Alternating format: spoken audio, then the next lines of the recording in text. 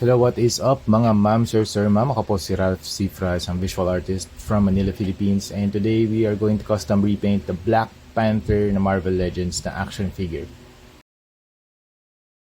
Alright, first step, nag-apply tayo ng Bossy number 191 flat clear para dun sa ating primer. Okay, tapos yung second step, nag-apply ako ngayon dito ng Hero Paints water-based black primer naman. Shout out to Hero Paints, maraming salamat sa laging pag-sponsor ng mga custom repainted na mga projects natin. Thank you very much Hero Paints. If you want to know more about Hero Paints, punta lang kayo sa Shopee or Lazada. Type in Hero Paints, H-I-R-O Paints, and lalabas na dun sa results. Marami silang colors, marami yung range ng colors nila. Gustong gusto ko yung mga fluorescent na paint range. Sobrang reflective nung capability ng paint. Okay, next naman, pag i-mix natin tong Prussian blue and gray, and then we are going to apply this using a dry brushing method. Dito sa dry brushing method, hindi kailangan sobrang dami ng paint. Konti lang, siguro kung 100% yung naka-load sa brush, 15% lang yung gagamitin natin, and little to no moisture yung kailangan natin dito.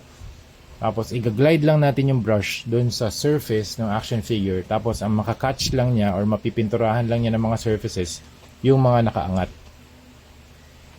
So may iwan yung mga deep parts na dark and yung lighter parts and yung mga nakaangat na parts na light. Yan, so nag-apply lang ako ng second layer, third layer, and then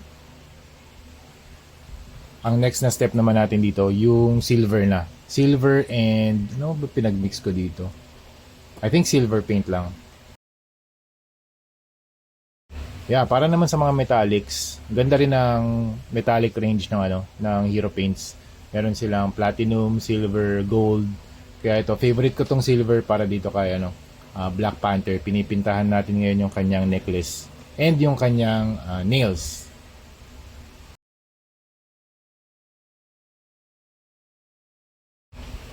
So yun, that's it. Ang last na step na ginawa natin dito, nag-apply tayo ng Bossy number 191 flat clear ulit para maprotektahan yung paint job na ginawa natin. Alright, maraming salamat. Thank you very much for watching and see you sa next video. Bye-bye!